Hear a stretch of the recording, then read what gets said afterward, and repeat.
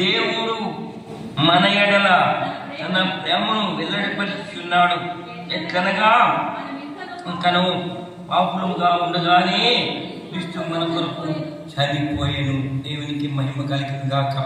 నిజంగా ఈ దేవుని యొక్క మహా గొప్ప ప్రేమ సంకల్పం ఉన్నటువంటి అద్భుతం ఏంటంటే, దేవుడు లోకమును ఎంతో ఆ ప్రేమకు అంతు లేదు.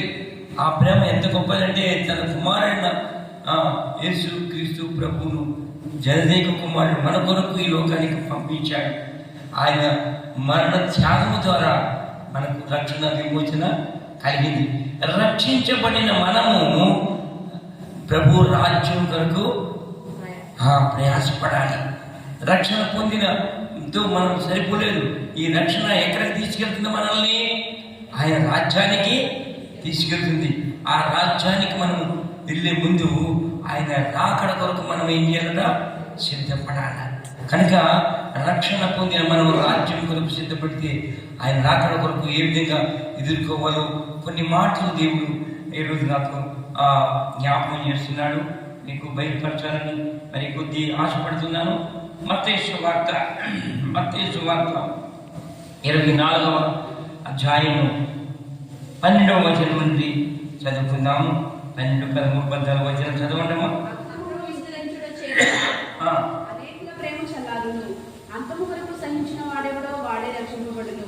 మరియు ఈ రాజ్య సువార్త సకల జనులకు సాక్షాత్మై లోకమంతటను ప్రకటింపబడును. అంతము వచ్చును. ఆమేన్, ఆమేన్, ఆమేన్. అక్రమము విస్తరించుట చేత అనేకుల ప్రేమ చల్లారిపోతుంది. అంతము వరకు సహించువాడే రక్షించబడును. మరియు ఈ రాజ్య సువార్త సకల జనులకు సాక్షాత్మై లోకమందంతటా ప్రకటించబడును. అటు తరువాత అంతము వచ్చును. అంటే లోకమంతా రక్షించబడాలన్నది దేవుని సంకల్పం. చాలా మంది అంటారు, ప్రభు ఇదిగో వస్తాడు, మరి ఇంకా రాలేదేంటని చాలా మంది అంటూ ఉంటారు. అయితే అందరూ నశించిపోవడం, ఎవరు నశించిపోవడం దేవుడికి ఇస్తుంది. కాబట్టి అందరూ రక్షించబడాలని మారుమూల ప్రాంతంలో ఉన్నటువంటి మరి కొండ ప్రాంతాలు, మరి అరణ్య ప్రాంతాలలో, అనేక మరి మారుమూల దేశాలలో, మరి ఆ చీకటి ఖండాలలో ఉన్నటువంటి ఆఫ్రికా ఖండాలలో ఇంకా రక్షణ లేని వారు ఎంతోమంది ఉన్నారు. వారందరూ రక్షించబడాలని ప్రభు సంకల్పం ఉన్నది. అయితే ఇక్కడ కొంతమంది రక్షించబడిన వారు ఉన్నారు కదా. ఈ రక్షణ పొందిన వారిని గురించి కూడా ఒక మంచి మాట జ్ఞాపకం చేస్తున్నాడు ప్రభు. అక్కడ అంతము వరకు సహించువాడే రక్షించబడును అన్న మాట స్పష్టంగా ఉంది. ప్రియులారా, మన రక్షణ ఎంతవరకు మనము కాపాడుకోగలుగుతున్నాం మనం ప్రశ్న ప్రభువు వేస్తున్నాడు. ఎందుకంటే ఆయన రాజ్యంలోనికి మనం ప్రవేశించాలి. మన రక్షణ అనుభవము రాజ్యానికి చేరకపోతే మరి మన రక్షించబడిన ప్రయోజనం ఏమున్నది? కాబట్టి నమ్మి బాప్తిసం పొందినవాడు రక్షించబడును అన్న మాట ఉంది. అది అందరికీ సంభవం. ఎందుకంటే తను ఎందరు అంగీకరించుదరో వారందరూ దేవుని కుమారులకు ఆయన అధికారం చేశాడు. ఇప్పుడైతే నమ్మేమో కుమారులం అయిపోయినాం. అయితే ఇక్కడ ఏమంటాడంటే ఆత్మచేత ఎందరూ నడిపించబడదురు. చూసారమ్మా, దేవుని ఆత్మచేత ఎందరూ నడిపించబడదురు వారందరూ దేవుని కుమారులు. అంటే దేవుని కుమారత్వానికి మనం పరిపూర్ణతలోనికి రావాలి. అయితే అందుకు కొన్ని హెచ్చరికలు దేవుడు చేశాడు. బాప్తిసం పొందినంత మాత్రం సరిపోలేదు, అంతవరకు సహించేటువంటి అనుభవం. ఈ మధ్యకాలంలో ఎన్నో విధాలైనటువంటి మరి పరిస్థితులు ఉంటాయి. దిగజారిపోయిన, పడిపోయిన, తొలగిపోయిన, నిర్లక్ష్యం చేసినటువంటి సందర్భాల్లో మనం ఏ విధంగా మనం ప్రభువును మన ఆత్మ రక్షణను కాపాడుకోవాలి అనే విషయాల గురించి మనం చాలా జాగ్రత్తగా ఆలోచన చేయాలి. ఒక గొప్ప భక్తుడు, దేవునిలో బలమైనటువంటి జ్ఞానం కలిగిన వ్యక్తిని అన్నాడు కదా, నేను రక్షించబడ్డాను అని అనుకున్నాడు. నాకు అంత జ్ఞానం తెలుసు, నేను దేవుని సేవకుణ్ణి అని అనుకున్నాడు. అప్పుడు వాడిని చూసి యేసు ప్రభు ఏమన్నాడు చూడండి, యోహాను సువార్త 3వ అధ్యాయంలో ఆయన ఏమంటాడంటే, యోహాను సువార్త 3వ అధ్యాయము 3వ వచనం చదవండి. యేసు అతనితో ఒకడు క్రొత్తగా జన్మించితే కానీ దేవుని రాజ్యము చూడలేడని నిత్యముగా చెప్పుచు. కొత్తగా జన్మించాలి. కొత్తగా జన్మించితే కానీ దేవుని రాజ్యంలోనికి ప్రవేశించాలి. కొత్తగా జన్మించడం అంటే క్రీస్తు యేసునందు నూతన సృష్టిగా మనము చేయబడాలి. నమ్మినంత మాత్రంలో సరిపోదు. ఆయన మాటకు లోబడాలి, ఆయన ఆజ్ఞకు కట్టుబడాలి, ఆయన చిత్తానుసారికి లోబడాలి. ప్రభు అని పిలిచిన ప్రతివాడు పరలోక రాజ్యానికి అర్హుడు కాదు. కానీ పరలోకమందు నా తండ్రి చిత్తము ప్రకారముగా నడుచుకున్నవాడు మాత్రమే ఆ రాజ్యానికి హక్కుదారులని ప్రభు యేసుక్రీస్తు చెప్పారు. కాబట్టి ప్రియ దేవుని బిడ్డలారా, మనము రక్షించబడ్డామని అనుకుంటున్నాం, కానీ ఆ రక్షణ ఎంతవరకు మనము కాపాడుకోగలుగుతున్నాం? ఈ భక్తుడు చాలా గొప్ప తెలివైన వాడు, మంచి జ్ఞాని, అన్ని సకల విధాల శాస్త్రాలు తెలిసిన వాడు. కానీ ఆయన ఏమంటాడు? ప్రభువాన్ని గొప్పవాడవని నాకు తెలుసు, నువ్వు దేవుని దగ్గర నుంచి వచ్చిన వాడని తెలియకపోతే ఇన్ని అద్భుతాలు నువ్వు చేయలేవని కూడా నాకు తెలుసు అని ఆయన గురించి బాగా చెప్తున్నాడు. కానీ ప్రభు ఏమంటున్నాడు? అన్ని తెలిసినా అసలు నీవు తిరిగి జన్మించావా? దేవుని రాజ్యానికి అర్హుడువా కావా? ఒకసారి నువ్వు పరీక్ష చేసుకో అన్నాడు. ఎలాగా అని అడిగాడు. అరే, ఇంత గొప్ప భక్తుడికి సేవకుడు నుండి తిరిగి జన్మించడమే తెలియదా అంటే, మార్పు చెందాలి. మారు మనసు పొందకపోతే మనము దేవుని రాజ్యానికి హక్కుదారులం కాము. అందుకని ప్రభు ఏమంటాడంటే, పరలోక రాజ్యము సమీపించున్నది, మీరు మారు మనసు పొందండి. ఆ రాజ్యంలో ప్రవేశించాలంటే ఏం కావాలి? మనకి మారు మనసు కావాలి, మార్పు కావాలి. ఆ మార్పు లేకపోతే మన బాప్తిస్మము వ్యర్థమే. కాబట్టి ఇక్కడ ఈ భక్తులతో ప్రభు ఏమంటున్నాడంటే, 5వ వచనం చదవండి. ఒకడు నీటి మూలంగాను ఆత్మ మూలంగాను జన్మించితే గాని దేవుని రాజ్యములో ప్రవేశించలేడు. ఒకటి ఏమంటాడంటే, దేవుని రాజ్యంలో మొదట నీవు కొత్తగా జన్మించకపోతే దేవుని రాజ్యాన్ని చూడలేవు అంటున్నాడు. ఆత్మలో నువ్వు జన్మించకపోతే దేవుని రాజ్యంలో చేరలేమంటున్నాడు. కాబట్టి ప్రియ దేవుని బిడ్డలారా, మనము స్పష్టంగా గ్రహించవలసిన విషయం ఏంటంటే, మనము ప్రభువుని నమ్మి బాప్తిసం పొందాము, కానీ ఆత్మచేత నడిపించబడుతున్నామా? ఏ విధంగా ఆత్మీయత నడిపించబడాలి? మనం ప్రారంభ దినాల్లోనే మనకు దైవ సేవకులు హెచ్చరిక చేస్తాడు. నీవు మారు మనసు పొందినప్పుడు, బాప్తిసం తీసుకోవడానికి సిద్ధపడినప్పుడు మరి పాత జీవితం అంతా మరి పాతి పెట్టాలి, మార్పు చెందాలి అని హెచ్చరిక చేస్తాడు. అలాగే మనం ఒప్పుకుంటాము. మన ఒప్పుకోలను బట్టి, మన తీర్మానాన్ని బట్టి ఆ దైవ సేవకుడు మనల్ని నమ్మి ఆ ప్రభు సన్నిధిలో వాళ్ళకి నీటి బాప్తిసం ఇస్తాడు. నీటి బాప్తిసం పొందిన మనము పేరైతే మార్చుకుంటున్నాం, కానీ బ్రతుకు మార్చుకోలేకపోతున్నాం, పద్ధతులు మార్చుకోలేకపోతున్నాము, పాత జీవితాలు మార్చుకోలేకపోతున్నాము. ఎందుకు మార్చుకోలేకపోతున్నామంటే మన తీర్మానం సరిగ్గా లేకపోవడం వలన. అందును బట్టి మరొకసారి మన యొక్క తీర్మానాన్ని జాగ్రత్తగా చూసుకోవాలి, పరీక్షించుకోవాలని ప్రభు జ్ఞాపకం చేస్తున్నాడు. దేవుని బిడ్డలారా, అపోస్తుల కార్యములు 2వ అధ్యాయము 38వ వచనం చూడండి. అపోస్తుల కార్యములు 2వ అధ్యాయము 38వ వచనం చూడండి. మారు మనసు పొంది పాప క్షమాపణ నిమిత్తం ప్రతి వాడు యేసుక్రీస్తు నామములో బాప్తిస్మము పొందును, అప్పుడు మీరు పరిశుద్ధాత్మ అను వరము పొందుదురు. దేవునికి మహిమ కలుగును గాక.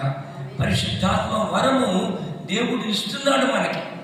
కొంతమంది దీని విషయంలో వారికి అనుకూలంగా మార్చుకొని, పరిశుద్ధాత్మ అంటే ఏదో పైనుంచి శక్తి పొందుతుంది, గట్టిగా మనము స్తుతిస్తాము, లేకపోతే భాషలు మాట్లాడతాము, లేకపోతే కేకలు వేస్తాము, లేకపోతే కింద పడతాము, లేకపోతే స్వస్థతలు వస్తాయి, ఇవన్నీ చెప్తారు.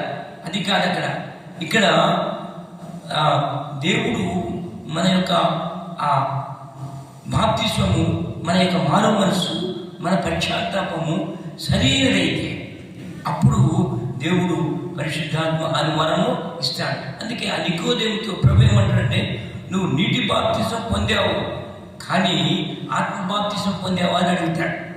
ఈ ఆత్మ బాప్తిసం అంటే ఏదో శక్తి మన మీదకి వస్తుందని కాదు, మన జీవితము మారాలి, మన బ్రతుకు మారాలి.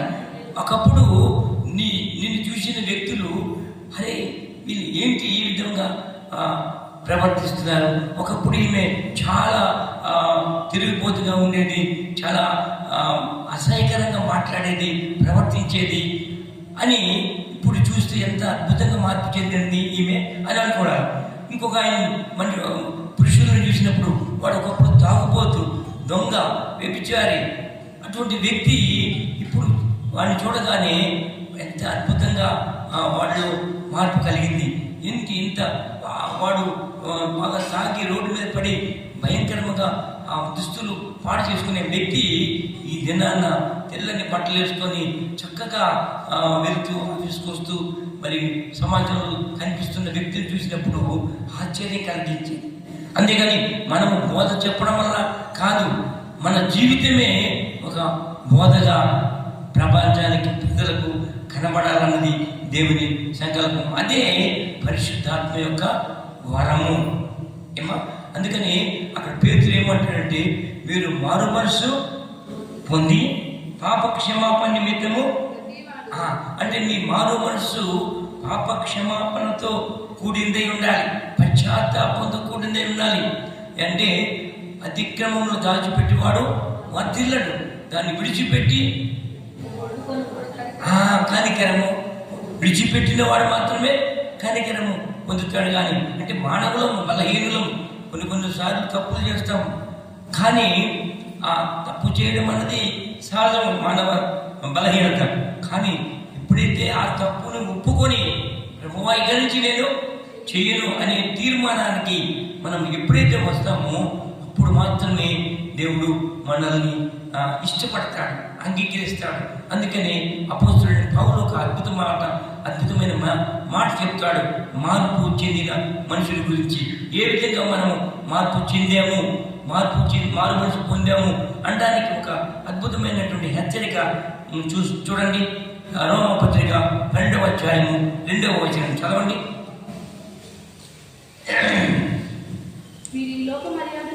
మీరు ఈ లోక మర్యాదను అనుసరించక ఉత్తమమును అనుకూలమును సంపూర్ణమై ఉన్న దేవుని చిత్తమేదో పరీక్షించి తెలుసుకున్నట్లు మీ మనస్సు మారి నూతనమవటం వలన రూపాంతరం చెందాలి.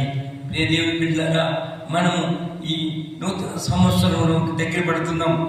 కొత్త సంవత్సరంలో, మరి పాత సంవత్సరంలో ఈ 30 రోజులు మనము క్రీస్తు ఆనందంలో పొందినటువంటి అనుభవాలు, ఆనందాన్నిలో పొందినటువంటి తీర్మానాలు ఈ కొత్త సంవత్సరంలో ప్రారంభానికి ఇది నిదర్శనాలు. ఎప్పుడైతే ఈ పాత జీవితంలో ఉన్నటువంటి పాత అలవాట్లను మార్చుకుంటామో కొత్త అనుభవంలోనికి ఎప్పుడైతే వస్తామో, అంటే ఈ లోక మర్యాదలు అనుసరించి ఉండొద్దు. అంటే ఈ లోక మర్యాదలు అంటే ఈ లోక సంబంధమైనటువంటి నేత్రాశ, శరీరాశ, జీవ కుటుంబం, ఇవి దేవుని వల్ల పుట్టినవి కావు. కాబట్టి ఎవరైతే వీటిని విడిచిపెట్టి దేవుని వైపు తిరుగుతారో వారు నిరంతరము నిలుస్తారు అని లేఖనము చెబుతుంది. కాబట్టి ప్రియ దేవుని బిడ్డలారా, ఎవరైతే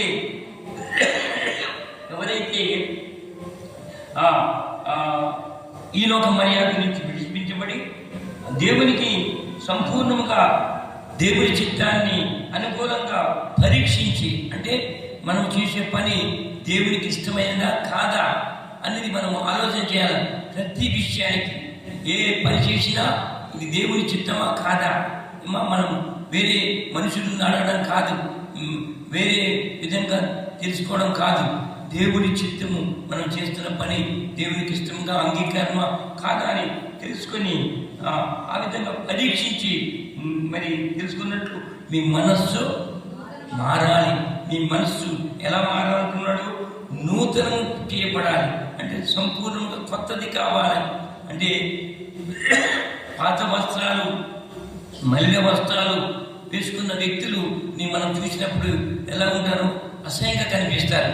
వాళ్ళు ఆ బట్టలు విడిచిపెట్టి కొత్త బట్టలు వేసుకుంటే ఏ విధంగా చూడడానికి అందంగా ఆకర్షణీయంగా ఉంటారో ఆ విధంగానే మన యొక్క జీవితం కూడా పాత అలవాటు పద్ధతులు మార్చుకున్నప్పుడు, అప్పుడు మనం కొత్త అలవాటు పద్ధతిలోకి వెళ్ళినప్పుడు ఆ నూతన గుడ్డు వలన రూపాంతరపు అనుభవానికి వస్తాము. కాబట్టి దేవుని వింటారా, మా సంఘంలో ఒక సహోదరి ఉంది. ఆమె చాలా అపాత్మరాలు. ఆమె ప్రభు చేత పట్టుబడింది. ఇప్పుడు ఆమె మార్చబడిన తర్వాత ఆమెను చూసి అందరూ ఆశ్చర్యపోతున్నారు. ఆ సంఘంలోనే కాదు, గ్రామస్తులు కూడా ఒకప్పుడు ఈ వ్యక్తి చాలా పనికి మాలింది, బుద్ధిహీనురాలు, పాపిష్ఠురాలు, వ్యభిచారి, ఇప్పుడు దేవుని భక్తురాలైపోయింది, మరియమ్మగా మార్చబడింది.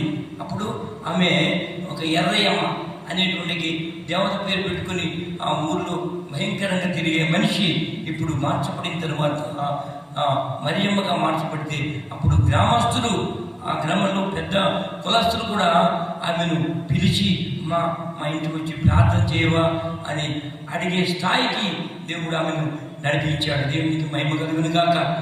ఆ విధంగా మనము మార్పు చెందిన వారమైతే అప్పుడు దేవుడు మనల్ని ఇష్టపడతాడు, సంఘము మనల్ని గౌరవిస్తుంది, సమాజము మనల్ని గుర్తిస్తుంది. ఆ విధంగా మనము మార్పు చెందిన తర్వాత అక్కడ రెండవ అనుభవంలోనికి వచ్చి నేను ముగిస్తాను. ప్రియులారా, మత్తయి సువార్త చూద్దాం. మత్తయి సువార్త 24వ అధ్యాయం కదమ్మా. అక్కడ మత్తయి సువార్త 24వ అధ్యాయంలో మారు మనసు పొందిన తర్వాత మనము చేయాల్సినటువంటి రెండవ విషయం ఏంటంటే రాజ్యము. మరియు 24వ అధ్యాయము 14వ వచనం, రాజ్య సువార్త సకల జనులకు సాక్షాత్మై లోకమంతటికి ప్రకటించబడు. దేవుని రాజ్య సువార్త, రక్షణ సువార్తలో నుండి మనము ఇప్పుడు రాజ్య సువార్తలోకి వస్తున్నాం. ఏమో రక్షించబడడానికి దేవుడు మొట్టమొదటిసారిగా మానవులందరికీ రక్షణ సువార్త అందించాడు. సమస్త జనులారా నా వైపు చూసి రక్షణ పొందండి, నేనే దేవుడను, నా యందు మీరు రక్షించబడండి అని చెప్పి ప్రభు అయిన యేసుక్రీస్తు పిలుపునిచ్చి ఆయన మానవులందరి వరకు తన రక్తాన్ని చిందించి మనకు పాప విమోచన కలిగించాడు. కనుక ఆయన రక్తము ద్వారా, ఆయన బలియాగము ద్వారా మనకు పాప విమోచన కలిగి రక్షించబడ్డాము, మరణం నుంచి విడిపించబడ్డాము. అయితే రక్షించబడిన మనము ఇప్పుడు దేవుని రాజ్యానికి వారసులం కావడానికి ఆయన ఏర్పాటు చేసిన రాజ్యము ఉన్నది. ఆ రాజ్యము ఎక్కడుంది? దేవుని రాజ్యం ఎక్కడుందమ్మా? మన మధ్యలోనే ఉంది. చూడండి, లోకా సువార్త 17వ అధ్యాయంలో ఆ మాట రాయబడింది. దేవుని బిడ్డల ఈ మాట మీరు గమనించాలని మనం చేస్తున్నాను. 17వ అధ్యాయము 20వ వచనం చూడండి. 20వ వచనం, దేవుని రాజ్యము ఎప్పుడు వచ్చిందని పరిశీలు ఆయన అడిగినప్పుడు దేవుని రాజ్యము ప్రత్యక్షముగా రాదు, ఎందుకనగా ఇదిగో దేవుని రాజ్యము మన మధ్యలోనే ఉన్నది. దేవుని రాజ్యం ఎక్కడ ఉందండి? మన మధ్యలో ఉందంటే దేవుని సంఘమే దేవుని రాజ్యం. అందుకని యేసు ప్రభువు ఏమనంటే దేవుని రాజ్యం సమీపిస్తుంది. ఆయన పిలుపును అంగీకరించిన వాళ్ళందరూ ఎప్పుడైతే దేవుని వైపు ఆకర్షించబడతారో అప్పుడు వాళ్ళందరూ దేవుని అంగీకరిస్తారు. అప్పుడు పేతురు ప్రసంగానికి 3000 మంది ఆకర్షించబడినప్పుడు మేమంతా ఏమి చేయాలి ప్రభు అన్నప్పుడు, మీరు రక్షణ పొంది బాప్తిసం పొందని అన్నప్పుడు వాళ్ళందరూ బాప్తిసం పొందితే 3000 మంది ఏమయ్యారమ్మా? రక్షణ పొందారు. వాళ్ళు ఒక సంఘముగా ఏర్పాటు చేయబడ్డారు. వారిని ఒక హెచ్చరిక ఇచ్చాడు. పేతురు ఏమన్నాడు?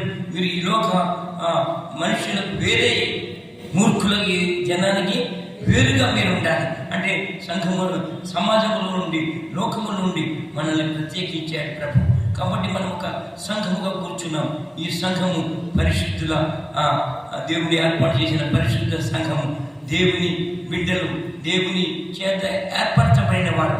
అందుకని పౌలు అనేక చోట్ల ఉత్తరాలు రాస్తుంటాడు, పరిశుద్ధులుగా ఉండుటకు పిలువబడిన సంఘము, పరిశుద్ధుల సంఘము, ప్రభు సంఘము, ప్రభు ఏర్పాటు చేసుకున్నట్టు దేవుని బిడ్డల సంఘము.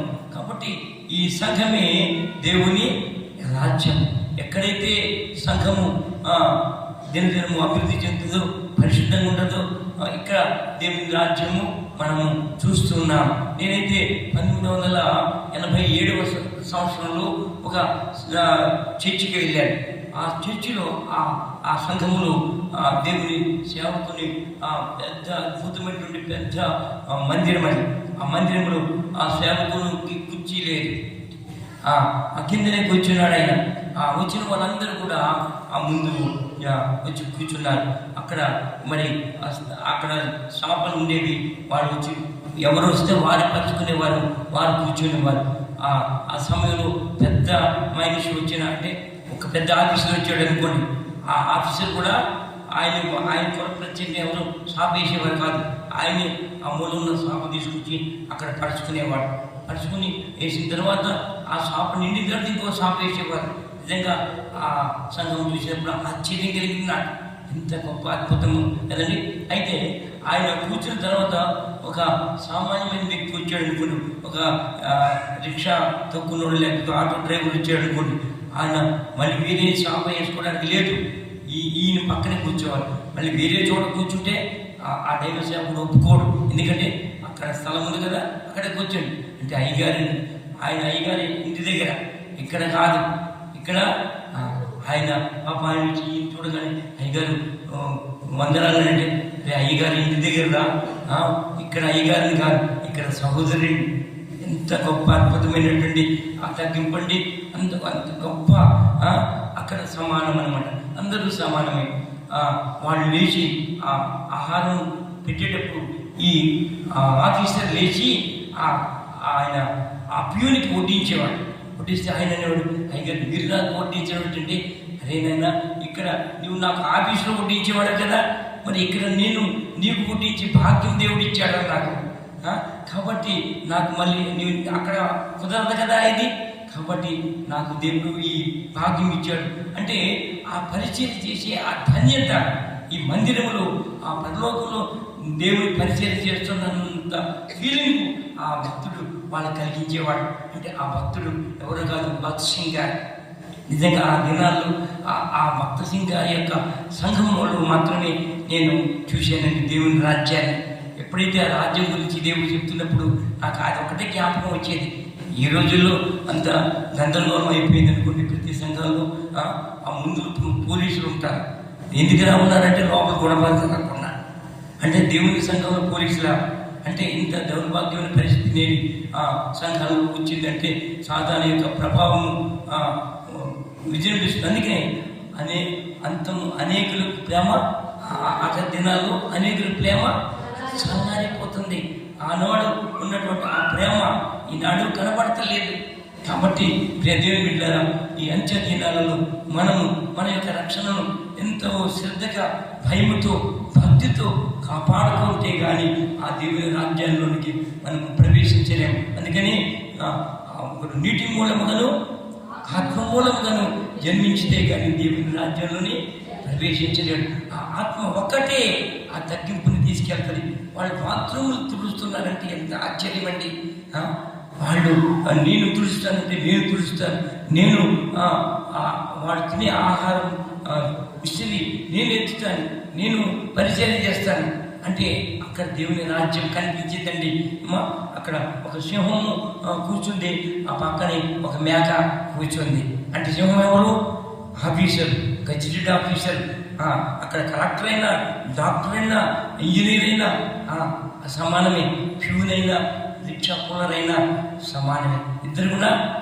అందుకని దేవుని రాజ్యంలో సింహము మేక కలిసి తింటాయట. ఆ గడ్డి తింటాయని దేవుని రాజ్యంలో ఉంది. అంటే ఆ రెండు కలిసి ఒక దగ్గర కూర్చొని ఆహారం తింటున్నారు, కలిసి ఉంటున్నారు. అంటే అక్కడ మనుషులు అంటే క్రూర జంతువులు కాదు, అక్కడ క్రూరమైనటువంటి మనుషులు, అధికారులు, సామాన్యులు సమానమే దేవుని రాజ్యంలో. కాబట్టి మనమందరము దేవుని రాజ్యంలో సమానం. ఒక మంచి మాట గలాతీ పత్రికలో చూడండి, గలాతీ పత్రికలో అక్కడ రాయబడిన మాట ఒకసారి ఆ మాట చూడండి, ఎంత చక్కగా రాశాడు.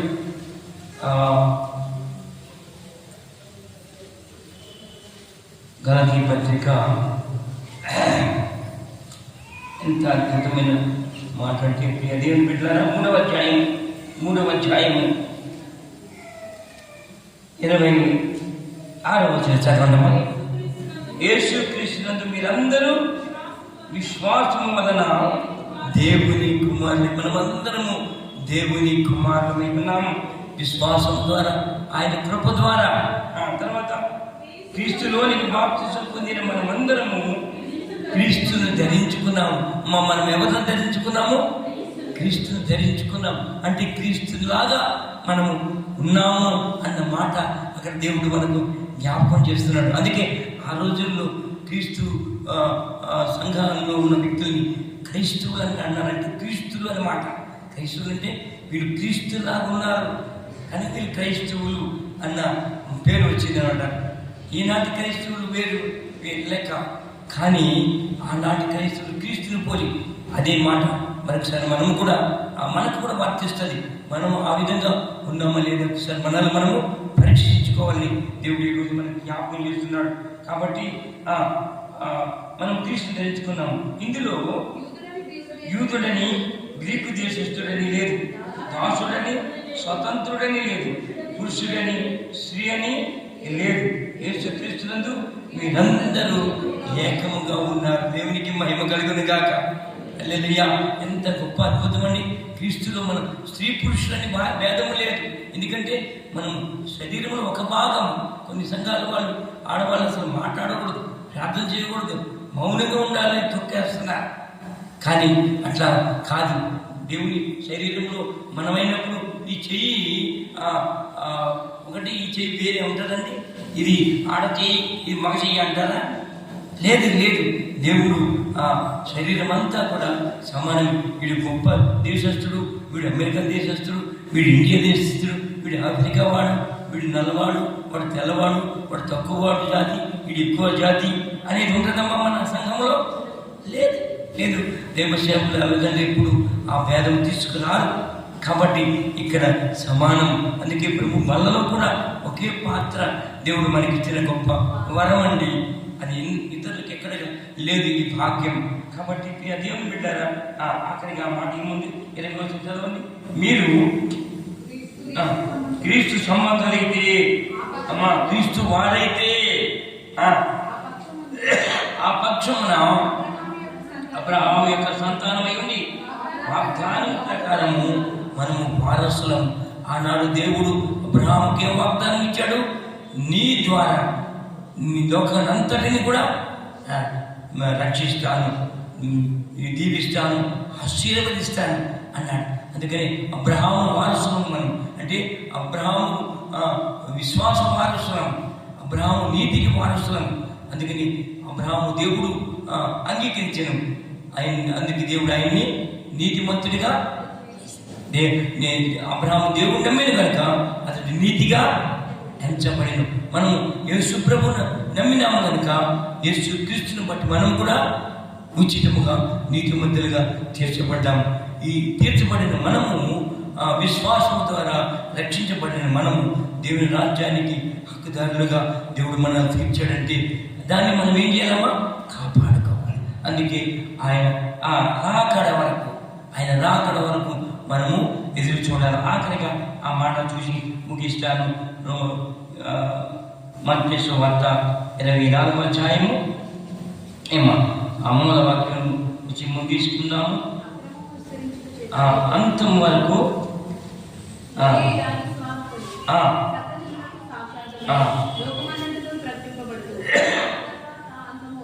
ఆ తరువాత అంతము వచ్చును. అంటే రక్షించబడిన మనము దేవుని రాజ్యంలోనికి ప్రవేశించిన మనము ఆయన రాకడ వరకు ఎదురు చూడాలి. ఎవరైతే ఆయన రాకడలో మన విశ్వాసాన్ని కాపాడుకుంటూ ఉన్నాము, ఆయన అక్కడ వారి వారి పనిని బట్టి వారికి బహుమానము ప్రకటిస్తాడు. కాబట్టి ప్రియ దేవుని బిడ్డలు, మీరందరూ రక్షించబడ్డారు, దేవుని రాజ్యానికి సిద్ధంగా ఉన్నారు. ఆయన రాకడ వరకు మనం ఎదురు చూద్దాము, ఆయన రాకడలో ఎత్తపడదాము, ఆయన మహిమలో మనము కలిసి ఆయన రాజ్యంలో జీవిద్దాము. అంటే కృప దేవుడు మీ అందరికీ దయచేయనుగాక.